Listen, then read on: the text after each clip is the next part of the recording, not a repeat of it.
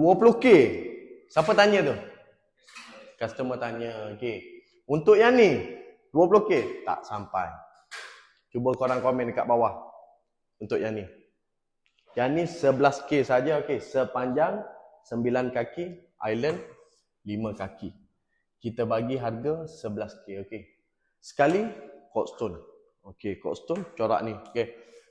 Kebiasaan orang guna marble. Okay. Marble kalau guna konsep, okay, color cream, okay, chiffon white ni dia tak sesuai. Jika tabletop bercolor marble. Okay. Untuk yang ni dia macam ada karat-karat sikit. Boleh tengok dekat sini. So dalam ni dia ada bling-bling tau. Macam mirror kaca pecah. Okay. Dia ada dekat dalam ni. Okay. So untuk yang ni sekali, okay, total dia sekali 11k saja. Kita dekat area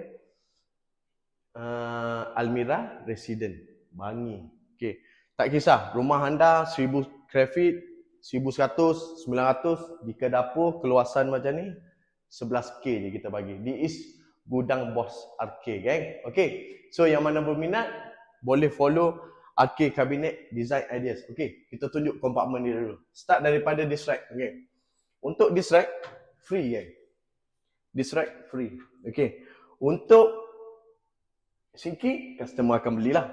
Okay. Kita just pasang saja, gang. Okay. Laju air. Air laju. Mantul. Okay. Untuk hood sama juga. Okay. Yang ni untuk plug sama juga. Kita yang pasang switch siap installation. Okay. Tak ada cas transport, tak ada cas drawing, tak ada cas pemasangan. Lagi tak ada cas apa, geng? Kesemua komplit. Okay. Untuk oven, hood, oven dah pasang, geng. Barang komplit dalam ni. Konsep English style. Okay. Bottle rack free. Okay, free gift. Okay, boleh tengok dekat sini ke jalur ni. Yang ni yang nampak mahal tu. Yang ni laminate. Kita menggunakan material laminate, body block board. Siap lampu.